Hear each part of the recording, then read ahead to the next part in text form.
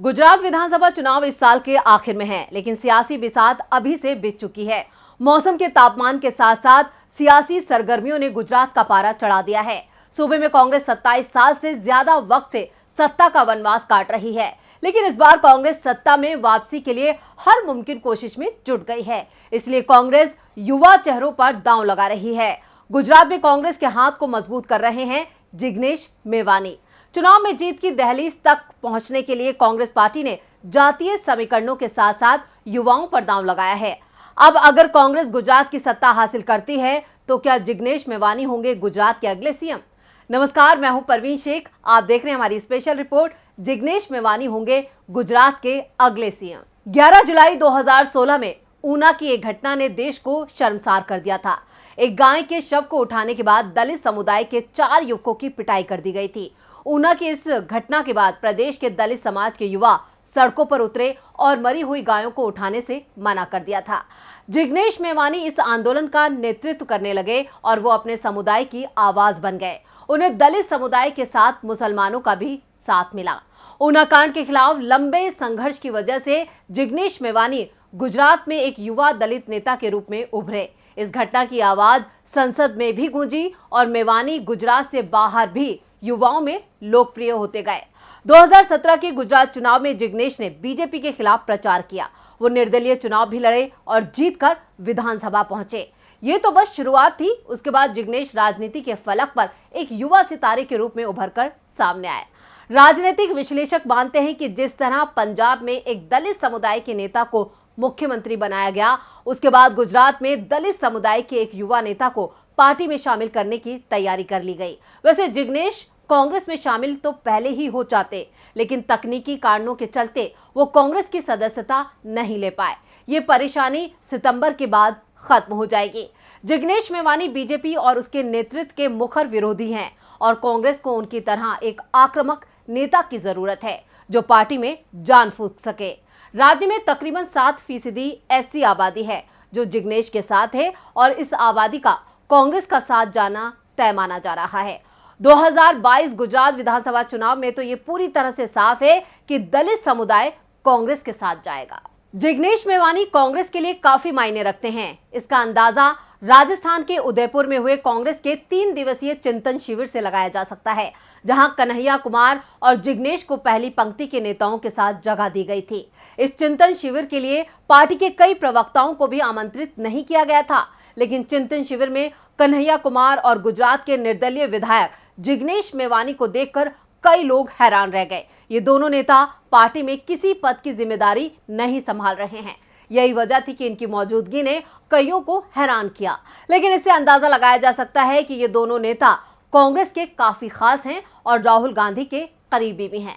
खासतौर से जिग्नेश को राहुल गांधी के ज्यादा करीबी माना जाता है। ऐसे में अगर गुजरात में कांग्रेस जीती तो जिग्नेश के लिए सीएम पद का रास्ता साफ है। गुजरात कांग्रेस के कार्यकारी अध्यक्ष हार्दिक पटेल ने 18 मई को देश की सबसे पुरानी राजनीतिक पार्टी से इस्तीफा दे दिया। ऐसी अटकलें लगाई जा रही हैं कि वो आने वाले दिनों में भारतीय जनता पार्टी में शामिल हो सकते हैं। उनके आम आदमी पार्टी में भी शामिल होने की कयासबाजी चल रही है। हार्दिक पटेल ने जब कांग्रेस का साथ छोड़ा था तो उस वक्त उन्होंने राहुल गांधी और कांग्रेस की गुजरात इकाई पर सवाल उठाए, तो जिग्नेश मेवानी सामने आए। हार्दिक के आरोपों को जिग्नेश मेवानी ने करारा जवाब दिया, जबकि जिग्नेश को कांग्रेस में लाने वाले हार्दिक पटेल ही थे।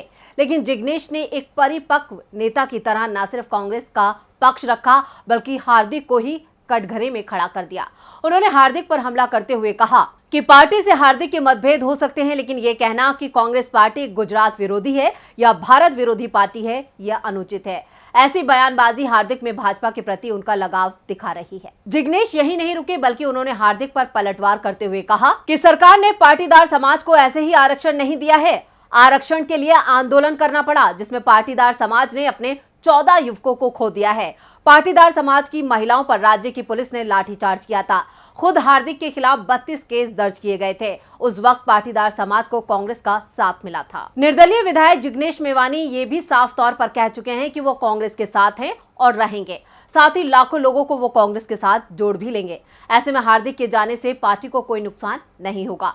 मेवानी ने कहा कि भाजपा जिस प्रकार से देश में हिंदू मुस्लिम को विभाजित करने का काम कर रही है, कांग्रेस महंगाई, रोजगार जैसे मुद्दों को लेकर देश को जोड़ने में लगी हुई है।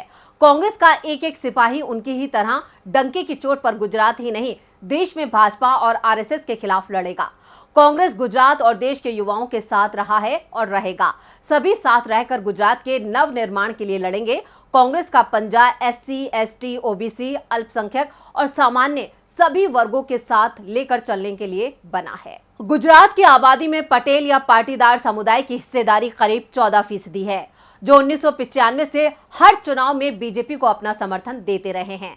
साल 1995 से पहले तक ये समुदाय कांग्रेस का कोर वोटर हुआ करता था, लेकिन 1985 में तत्कालीन मुख्यमंत्री माधव सिंह सोलंकी खाम सोशल इंजीनियरिंग फार्मूला लेकर आए, जिसने पटेल समुदाय को कांग्रेस से दूर कर दिया।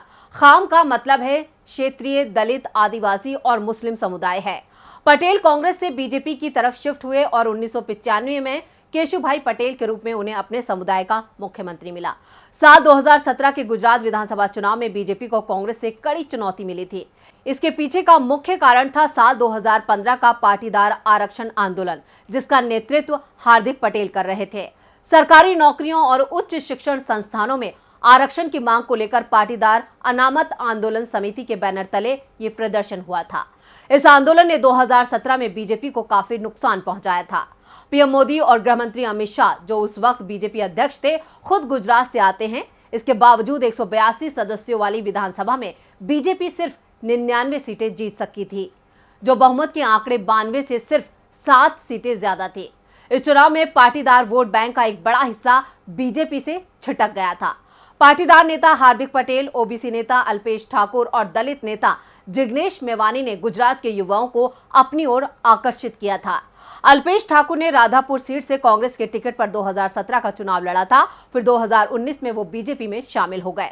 वहीं वडगाम सुरक्षित सीट से जिग्नेश मेवानी ने निर्दलीय चुनाव लड़ा था और जीत दर्ज की थी। जिग्नेश मेवानी ये घोषणा कर चुके हैं कि वो इस साल के आखिर में होने वाले गुजरात विधानसभा चुनाव से पहले कांग्रेस में शामिल होंगे। जहां तक हार्दिक पटेल की बात है, साल 2017 के गुजरात विधानसभा चुनाव के वक्त उनकी उम्र 25 साल नहीं हुई थी, इसलिए वो खुद चुनाव नहीं लड़ सके थे, लेकिन उन्होंने कांग्रेस का समर्थन किया था। उन्होंने 2019 लोकसभा चुनाव से ठीक पहले मार्च में कांग्रेस पार्टी ज्वाइन की थी और उन्हें गुजरात का कार्यकारी अध्यक्ष बनाया गया था। हालांकि उन्हें गुजरात कांग्रेस का फुल टर्म प्रेसिडेंट नहीं बनाए जाने से वो नाराज होकर 18 मई को पार्टी से इस्तीफा दे चुके हैं। कांग्रेस से उनका इस्तीफे के पीछे उनकी बीजेपी के साथ बढ़ती नजदीकियों को बताया जा रहा है, लेकिन हार्दिक ने अब तक बीजेपी में शामिल होने का कोई फैसला नहीं लिया है। ऐसे में हार्दिक के अगले कदम पर सबकी नजरें हैं, लेकिन कांग्रेस पाटीदार समुदाय को अपने पाले में करने के लिए लगातार नरेश पटेल के टच में है और उम्मीद की जा रही है कि वो कांग्रेस का हाथ थाम सकते हैं। जिग्नेश की लोकप्रियता भी उन्हें गुजरात की राजनीति में आगे की पंक्ति में खड़ा करती है। ऐसे में ये अतिशयोक्ति नहीं होगी कि वो गुजरात के अगले मुख्यमंत्री बन जाएं, क्योंकि हालात और समीकरण उनके पक्ष में नजर आ रहे हैं।